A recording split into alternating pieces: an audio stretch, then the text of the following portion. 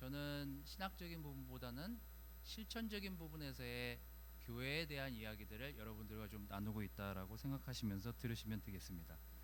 신학적인 측면이야 뭐 우리 박찬도 형제가 또 주중 예배 때 여러분들에게 더 디테일하고 더 이렇게 잘 설명해 주고 있다라고 제가 믿고 있고, 또 지난주에 우리 양원모 형제의 독특한 하지만 너무 새로운 그런 레슨을 들을 수 있어 너무나 감사했습니다. 저는 그 다음날 바로 우리 양원모 형제가 얘기해준 밀러예요? 말러의 천인이라는 곡을 아침에 와이프랑 큐티하기 전에 들었습니다. 진짜 웅장하더라고요. 너무 멋있고 아름다웠습니다. 우리의 좋은 음악을 또 소개해준, 또 그걸 통해서 하나님을 또 생각해 볼 수 있고 성령님을 생각해 볼 수 있는 시간을 주셔서 너무나 감사합니다. 오늘은 데살로니가전서 지난주에 봤던 그 뒷부분을 좀 보면서 교회에 그러면 꼭 필요한 게 뭔가 라는 것들을 좀 여러분들하고 좀 나누려고 합니다.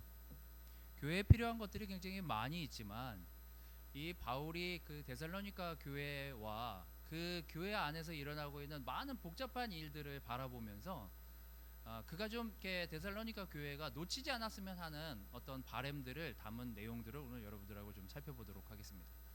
자, 또 오늘 주일날 여기까지 오셨는데 그냥 가실 수는 없으니까 목소리라도 내서 말씀이라도 같이 읽고 좀 생각해 보자고 같이 한번 좀 읽어보도록 하겠습니다. 2페이지입니다. 자, 같이 시작. 형제자매 여러분, 여러분은 우리의 수고와 고생을 기억하고 있을 것입니다. 우리는 여러분 가운데 아무에게도 폐를 끼치지 아니하려고 밤낮으로 일을 하면서 하나님의 복음을 여러분에게 전파하였습니다.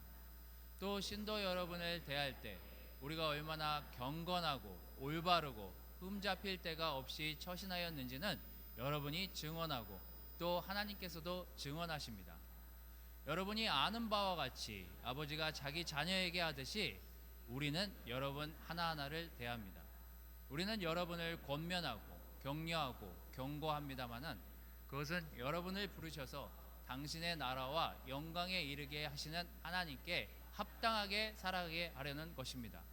우리가 하나님께 끊임없이 감사하는 것은 여러분이 우리에게서 하나님의 말씀을 받을 때 사람의 말로 받아들이지 아니하고 실제 그대로 하나님의 말씀으로 받아들였기 때문입니다.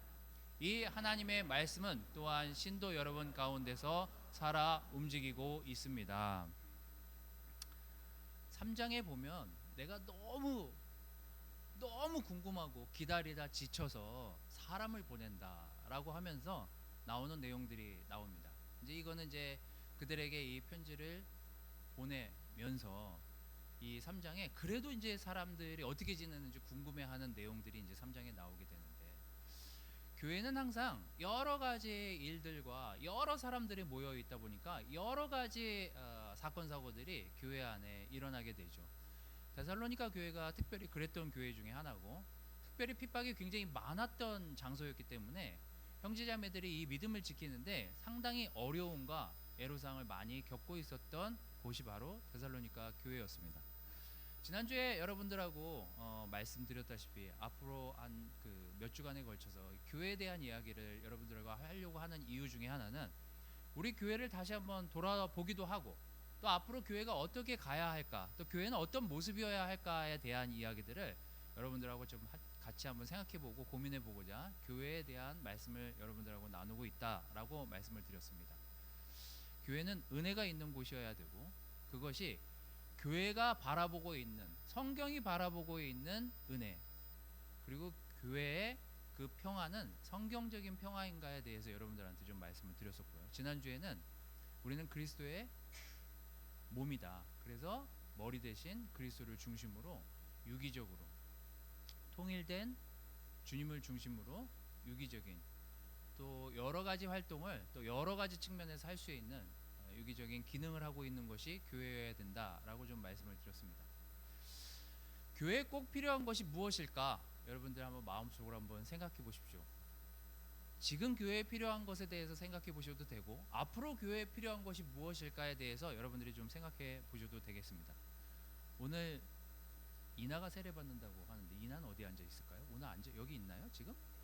팀 예배에 있습니까? 네. 자, 이나한테 물어보려고 그랬는데 없네요. 자, 데살로니가 교회를 세우기가 정말 힘들었던 이유는 이 인도자들에 대한 불신도 컸지만 그 교회 내에서 세례를 받고 그 교회에서 성장하고 있는 사람들과의 마찰도 무시할 수가 없었습니다. 교회는 항상 잘 지내는 사람들만 모이는 곳이 아니잖아요. 오늘 다 잘 지내서 여기 앉아 있습니까? 저는 여기에서 17년, 18년을 있었지만 다 잘 지내서 교회 와서 앉아 있는 분은 없었어요. 중간에 부부싸움에서 돌아가신 죽으셨다는 얘기가 아니라 집으로 가신 분들도 계시고 지하 주차장에서 잠을 자시는 분들도 계셨고 자기가 상태가 안 좋다고 안 올라오시고 지하 주차장에서 쉬셨다가 집에 가신 분들도 있으셨고 하여튼 끝까지 이 입구까지 싸우다가 여기까지 들어와서 억지로 관계를 해결하고 돌아가시는 부부도 많이 봤고 하지만 예배니까 주일이니까 교회는 와야 되고 말씀은 들어야 되겠다라는 그 생각 하나만으로 자기의 상태가 어땠든지 간에 교회에 오고 말씀을 들으려고 하는 여러분의 마음을 하나님이 보시지 않았을까요? 저는 뭐 그렇게 생각합니다. 근데 하여튼 데살로니가 교회가 진짜 힘들었던 이유 중에 하나는 이게 나와 아내, 가족의 문제뿐만이 아니라 외부적인 문제까지 겹치고 외부의 이런 문화까지 겹치다 보니 굉장히 힘든 상황이 지속되어 가고 있었던 게 더 큰 힘든 이유 중에 하나였죠. 그냥 메이저하게 이 교회가 안으로 밖으로 힘들었던 이유는 그냥 이런 이유들입니다. 믿음을 너무 가지고 시작을 했고 이 바울 일행이 너무나 믿음의 싸움을 잘 싸우고 있는 그 싸움을 보면서 용기를 얻은 사람들이 내가 이 교회에서 더욱 믿음을 잘 지켜야 되겠다 이런 생각을 하고 바울과 같은 믿음으로 디모데와 같은 믿음으로 실라와 같은 믿음으로 이 교회 생활을 시작하고 생활하는 사람들이 그 안에 있었겠죠. 그런데 이 바울이 겪은 일처럼 너무너무 긴 시간이 지나도 핍박이 줄어들기는커녕 핍박이 늘어나는 거예요. 고통 지수가 줄어들어야 되는데 증가하는 거예요. 교회 열심히 나오고 하나님을 열심히 믿으면 좀 고통도 줄고 좀 믿음도 더 잘하고 환경도 개선될 것처럼 생각이 들었는데 실상 데살로니가 교회가 그렇게 쉽게 턴어라운드 되지가 않는 모습들을 보면서 사람들이 지쳐가기 시작합니다. 저희 교회도 그런 맥락에서 그런 부분들이 있지 않나요? 왜 교회는 또 똑같은 일들, 똑같은 사고들이 반복될까? 왜 똑같은 힘든 시간들을 우리가 떠안게 되어야만 할까에 대한 생각들을 해보게 되지 않습니까? 데살로니가 교회도 마찬가지였습니다. 더군다나 그때 그 시간, 그 지역의 환경 자체가 그들을 그 믿음 가운데 영적으로 잘 지내도록 남겨두질 않았어요. 워낙에 문화 자체가 둘러싸인 문화 자체가 로마 문화이다 보니까 굉장히 퇴폐한 문화였고 굉장히 성적으로 타락한 문화이기도 했습니다. 그래서 우상 숭배는 저리 가라 치고 제가 그 폼페이에 가서 그 유적지를 둘러봤을 때 각각 곳곳의 건물마다 이 성행위를 하는 곳에 장소가 표기되어 있어요. 그쪽으로 빨리빨리 찾아갈 수 있게끔.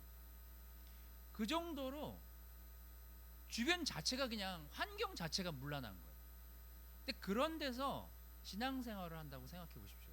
마음을 지켜야 되고 하나님께 내 마음을 올곧이 가져가야 되는 그 험한 상황에서의 환경 속에서의 신앙은 그들을 가만두지 않았습니다. 근데 그러다 보니까 교회 안에서도 이 죄와 싸우다가 타협한 사람들이 생기게 되고 이 죄 때문에 무너진 사람들이 생기게 되고 이 환경 속에서 어려움을 이 믿음을 극복하지 못하고 교회를 나가는 사람들이 많아지기 시작하면서 또한 이 데살로니가 교회가 어려움을 겪게 됩니다. 또 제가 뭐 데살로니가전서 4장쯤에서 한 번쯤 여러분들한테 뭐 언급은 해드리겠지만 아까 이 첫 번째 거랑 되게 유사하게 예수님이 돌아가시고 우리의 아버지, 어머니, 할아버지가 정말 믿음을 잘 지켜서 우리 세대쯤에는 예수님이 재림하실 거라고 믿고 이렇게 살았는데 자기 자식이 죽어도 부모님이 죽어도 이제 내가 죽을 나이가 됐는데도 예수님이 재림하지 않는 거예요. 그러다 보니 어떻게 되겠어요? 안 오나 보다. 이거는 가짜인가 보다. 없나 보다. 이제 힘들어서 못 참겠다. 100년, 120년이란 시간이 지나갔는데 이제 내가 죽어도 예수님이 재림을 안 하네. 이래서 또 교회에 혼란이 오게 돼요. 어쨌거나 시간이 지나면 지날수록 교회에 기쁘고 행복하고 좋은 일이 가득해야 되는데 그런 일들보다는 좀 다운되고 힘들고 어렵고 괴로운 일들이 늘어나고 심지어 자기 신앙조차 이게 내 때에 예수님이 오시긴 하시는 건가에 대한 근본적인 자기 부활에 대한 의문을 품기 시작하면서 데살로니가 교회는 점점 어려운 상황에 처해져 있었기 때문에 오늘 우리가 그 당시 그 데살로니가 교회만큼은 아니겠지만 우리가 겪고 있는 현실에서의 여러 가지 믿음의 흔들림 속에서 우리가 과연 어떤 것들을 이 교회 안에서 지켜가고 이 교회를 어떻게 유지해 나갈까에 대한 생각들을 해보는 것이 오늘 여러분들하고 해보고 싶은 과제입니다. 자, 첫 번째, 우리는 서로 아무리 교회가 힘들고 어려워도 존중할 줄 아는 교회인가 라는 것들을 한번 생각해 보시기를 바라겠습니다. 이 바울이 유일하게 많은 교회들을 세웠고 많은 교회들에서 사람들을 세우고 목회자를 세우고 거기에 교회를 세우면서 많은 영적인 인도자들을 훈련시키고 양산해내고 교회를 세웠지만 실제 서포트 받은 교회가 빌립보 교회밖에 없습니다. 많은 교회로부터 이분이 가서 전도를 했으면 존경을 받고 존중을 받으면서 교회를 인도했었어야만 될 것 같은데 실제로는 그렇지 않아요. 실제로는 이분이 교회를 세우고 저쪽 교회로 가면 이쪽 교회에서 간 다음에 바울을 욕해요. 그리고 바울이 또 다른 교회로 이동하면 나머지 두 교회가 그거 봐 바울이 문제였어 이러고 또 바울을 욕해요. 그러면서 교회를 세우고 그 교회에 인도자가 있고 그 교회에 많은 형제자매들이 건강하게 섬기고 있을 때는 문제가 되지 않던 것들이 교회를 세우고 이동하면 있었던 사람에 대한 힘든 시간들에 대한 이야기들을 막 하기 시작하면서 서포트를 끊게 돼요. 그리고 유일하게 이 사도 바울에게 그가 활동할 수 있게끔 비용을 댄 교회는 유일하게 빌립보 교회밖에 없습니다. 어쨌거나 여기에서도 바울은 자기에게 돈을 주든 안 주든 이 활동할 수 있는 시간과 돈을 주든 안 주든 그는 이 교회에 이렇게 편지를 보냅니다. 우리는 여러분 가운데 아무에게도 폐를 끼치지 아니하려고 밤낮으로 일을 하면서 하나님의 복음을 여러분에게 전파했습니다. 이게 제 고리예요. 제가 이러고 싶어요. 그리고 10절에 이렇게 얘기합니다. 신도 여러분들을 대할 때 우리가 얼마나 경건하고 올바르고 흠 잡힐 데가 없이 처신하였는지는 여러분이 증언하고 또 하나님께서도 증언하십니다. 내가 아무리 여러분하고 갈등을 겪고 있고 여러분 때문에 좀 쇼크를 받고 좀 상처를 입었어도 그래도 나는 여러분들을 대할 때 그렇게 대하지는 않겠다고. 어떻게 해요? 경건하고 올바르고 흠 잡힐 데가 없이 처신하였는지는 하나님도 알고 계시고 그곳에 있었을 때 여러분이 봤던 나를 보면 알 수 있다. 이렇게 편지에 기술을 하고 있습니다. 자, 그러면서 이제 11절에 중요한 내용이 나오는데 이제 바로 이 내용이죠. 여러분이 아는 바와 같이 아버지가 자기 자녀에게 하듯이 우리는 여러분 하나하나를 대합니다. 여러분은 여러분의 가정에 있는 남편을 어떻게 대합니까? 때론 좀 무식하게 대할 때가 있긴 하죠. 또 남편이 아내를 무식하게 대할 때가 종종 있습니다. 또 우리가 자녀를 대할 때 우리가 이렇게 잘 다듬어지지 않은 성품으로 자녀들을 좀 무례하게 대할 때가 있죠. 하지만 근본적인 이 부모가 가진 성품, 어른으로서 이렇게 자녀를 대하고 또 친구들을 대하는 그 성품에 있어서는 어때야 돼요? 계속 무례합니까? 우리가 계속 자녀를 무례하게 대하는 존재인가요? 자녀는 그 부모에게 태어났다는 이유만으로 그 부모가 무례하게 하는 것을 계속해서 참고 있어야만 하는 게 자녀입니까? 그건 아니잖아요. 제가 여러분들에게 늘 우리 그 보육원에서 나온 친구들과 시간 보냈던 얘기를 종종 왕왕 여러분들에게 꺼내드리지만 그들이 우리 때와는 다르게 부모가 없어서 고아가 된 경우가 극히 드물어요. 부모가 자기 역할을 안 하고 그냥 아이를 거기에 보냈기 때문에 고아가 된 거예요. 그럼 그 부모로서의 책임을 감당하지 않은 거예요. 그래서 그들이 거기에서 자라게 돼요. 하지만 우리가 아이들을 키우면서 행여 여러분들이 마음속으로라도 저 자식이 왜 여기서 태어났을까? 이런 생각을 해본 적은 있으셨겠지만 저 자식을 떼서 어디 보내버려야 되겠다까지 생각하신 분도 있으실 수도 있겠지만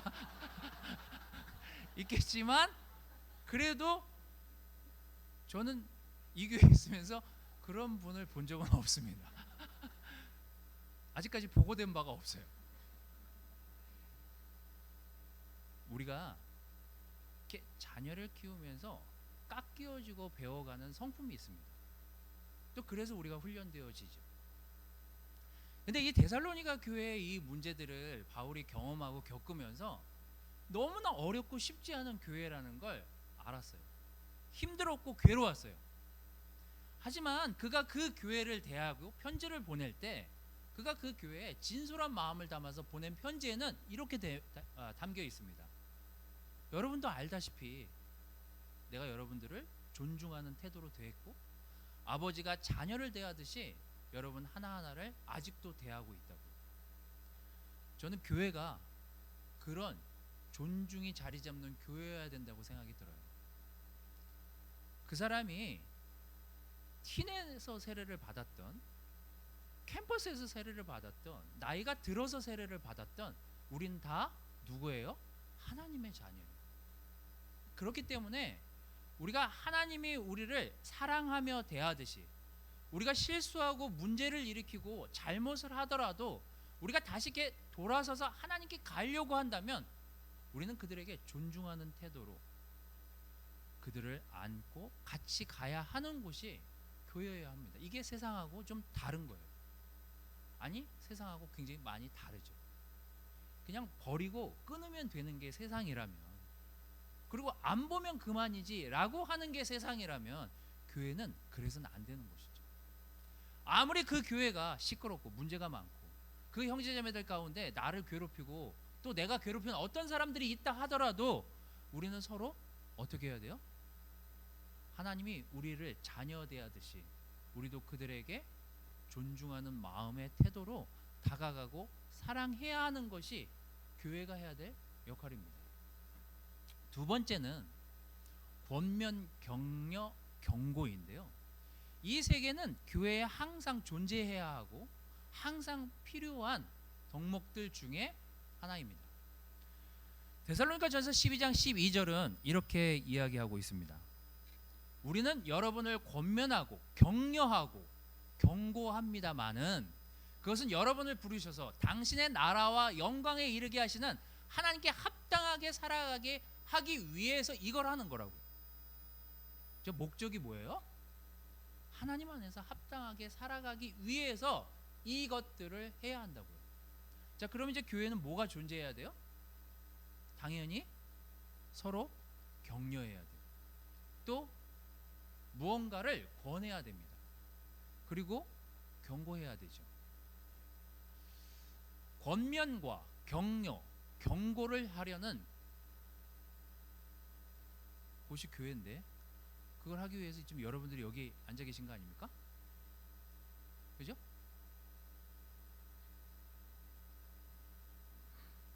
다음 주에 어디 추석이니까 가실 생각을 하시면서 지금 딴 생각을 하시면서 설교를 들으시진 않으시겠죠? 자, 그냥 딱 한 단어만 우리가 이렇게 원어로 살피면서 여러분들하고 좀 얘기하도록 하겠습니다. 이 단어가 굉장히 다양하게 구약하고 신약에 쓰여져 있는데 이 단어가 파라칼레오라는 단어인데요. 권면이라는 단어입니다. 이제 이 단어가 각각의 문장에서 쓰일 때 굉장히 다르게 쓰였는데요. 그냥 저렇게 많은 의미로 쓰여졌다 이렇게 보시면 되겠습니다. 저기 이제 눈여겨 보셔야 될 내용들이 있는데요. 소환하다, 그리고 초청하다, 위로하다. 아까 그 권면, 격려, 경고가 다 담겨 있어요. 이 권면이란 단어에 보시면 다 담겨 있어요. 간청하고 격려하고 붙어 있어야 된다라고 쓸 때 이 파라칼레오 이렇게 단어를 쓴답니다. 또 자신과 함께하는 삶으로 곁에 불러서 함께하려고 할 때 이 권면이라는 단어를 사용한답니다. 자, 그러면 순서와 상관없이 우리는 서로 여러분 그룹 내에서 또 여러분 가족 안에서 여러분의 아내와 남편 관계, 자녀 관계에서 권면하고 있습니까? 또 그들에게 격려하고 있습니까? 그들에게 경고하고 있습니까? 이게 있는 교회가 아주 건강한 교회라는 지표라고 생각하시면서 여러분 그룹을 한번 떠올려 보십시오. 자, 제가 두 개의 구절을 준비를 했습니다. 이게 이 두 개의 구절이 거의 다 내용이 끝이에요. 자, 여기도 권면의 내용이 나옵니다. 한번 좀 같이 한번 읽어보도록 하겠습니다. 자, 고린도후서 6장 1절. 자, 시작. 하나님과 함께 일하는 사람으로서 여러분에게 권면합니다. 하나님의 은혜를 헛되이 받지 않도록 하십시오. 여기 우리가 눈여겨봐야 될 단어는 권면이지만, 자, 이 권면하는 대상, 그 다음에 그 권면을 이야기하는 사람이 어떤 표현을 썼는지를 잘 보십시오. 뭐라고 나옵니까? 우리, 그리고 함께, 이렇게 문장을 시작하고, 그래서 여러분들한테 권면한다고, 이렇게 문장이 이어져 있습니다. 그래서 우리 모두 하나님의 은혜를 헛되이 받지 않도록 해야 되는 것이 우리 모두가 해야 될 일이다 가 바울이 하고 싶은 얘기였지, 이 하나님의 은혜를 헛되이 받지 않도록 해 너가, 이게 아니에요. 이 얘기는 나도 하나님의 은혜를 헛되이 받지 않도록 권면 받으면서 이 자리까지 왔지만 너도 그래야 돼, 그리고 우리 모두 그렇게 해야 돼가 담겨있는 문장이에요. 그래서 권면은 누가 해야 돼요? 잘 못 살고 잘 못 지내는 누군가에게 잘 지내고 있는 내가 해야 되는 겁니까? 그럼 거꾸로 대답을 잘 안 하시니까, 잘 못 지내는 내가 잘 지내 보이는 어떤 사람에게 권면을 하는 게 맞습니까? 우리 모두 영적인 상태가 어느 즈음에 있는지는 우리는 알 수 없지만 하나님은 아시지 않겠습니까?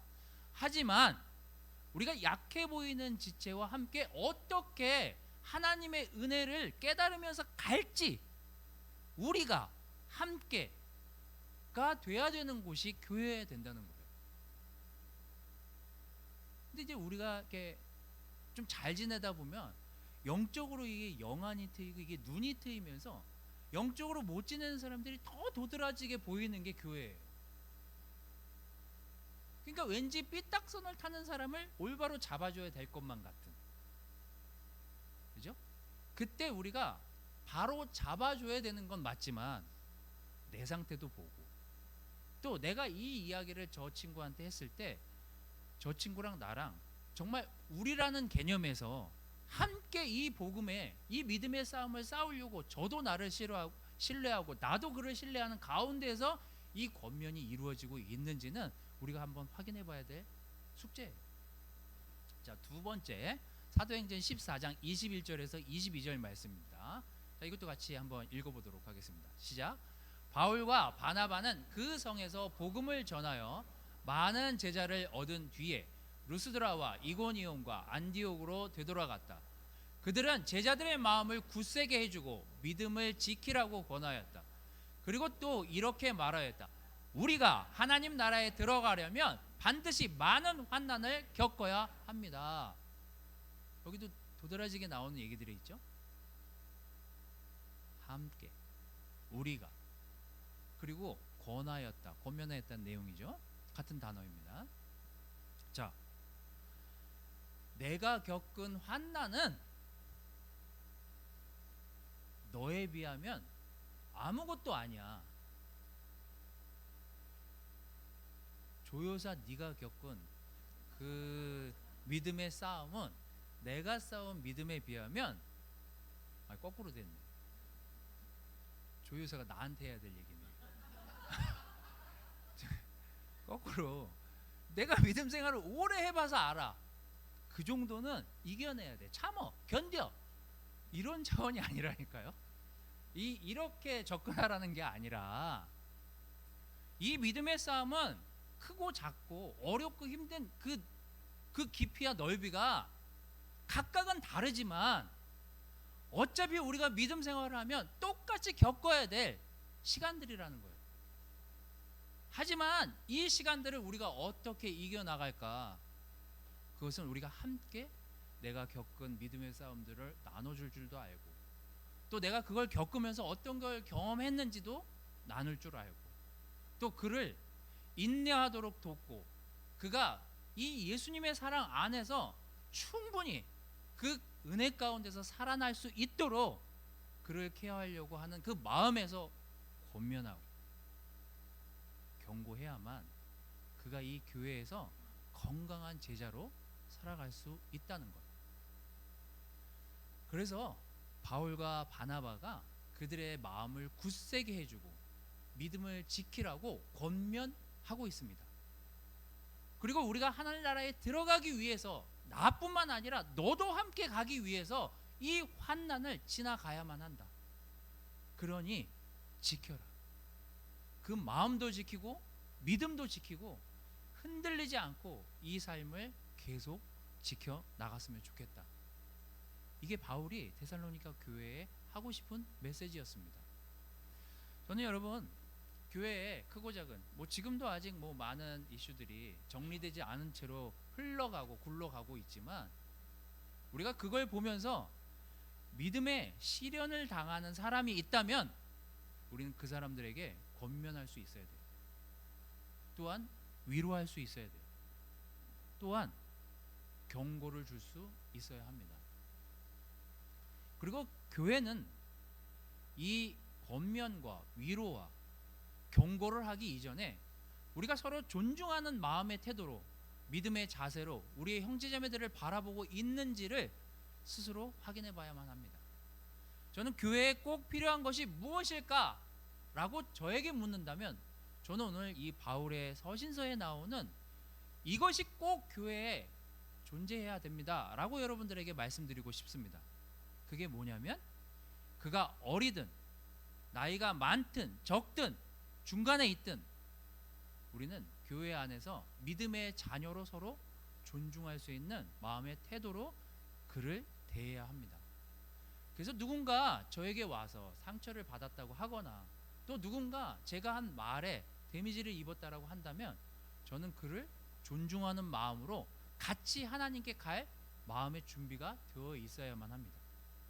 또한 교회는 권면도 하는 곳이어야 하고 격려도 하는 곳이어야 하고 위로가 함께 있고 경고가 따라야 하는 곳이 교회이기도 합니다. 그것도 괜찮아, 저것도 괜찮아, 다 괜찮아. 그래서 교회가 망가지는 교회들이 굉장히 많아요. 그래서 많은 교회들이 맥을 잘못 짚는 이유 중에 하나가, 교회가 재미가 없어서 이 교회 다니기가 힘들어라고 하는 분들은 경고를 받아야 돼요. 재미로 교회를 나오면 안 돼요. 오늘은 목사님이 재미가 없네? 그래서 교회 나오시면 안 되는 거예요. 뭐 때문에 나와야 돼요? 뭐 때문에 교회를 나오셔야 되냐고요. 하나님의 말씀의 메시지를 듣고 그분이 하고 있는 경고를 마음에 담고 그분의 경고를 일주일간 마음에 담아두면서 내가 이렇게 하면 안 되겠구나 라고 하는 그 마음의 자세로 다시 하루를 시작하고 일주일을 시작하는 것. 그게 교회여야만 하죠. 그 다음에 치료가 있고 격려가 있고 권면이 있는 거지. 이것도 좋고 저것도 좋고 재미가 없으니까 펀타임만 하자. 그게 교회가 아니라는 사실. 반드시 교회는 경고가 있어야만 하는 곳이 교회입니다. 이건 세상이 주는 경고와는 다르겠죠. 그래서 여러분, 저는 여러분 그룹 안의 건강한 지표를 무엇으로 삼아야 할까라고 저에게 묻는다면, 또 말씀에 그것을 찾고자 한다면, 전 데살로니가서에 나와 있는 이 바울의 편지 속에 굉장히 중요한 메시지가 담겨져 있다라고 생각합니다. 여러분 그룹에 있는 형제자매들을 존중하십시오. 그 존중하는 문화 가운데 교회 안에서 그들을 권면하고 격려하고 경고하는, 그래서 더 견고한, 더 강한, 더 믿음의 교회가 될 수 있도록 여러분 그룹을 그렇게 튼튼하게, 그리고 활기차게, 그리고 그 안에서 하나님의 은혜 받을 수 있는 그런 교회가 될 수 있도록 우리 모두 함께 해주시기를 바라겠습니다. 말씀을 마치도록 하겠습니다.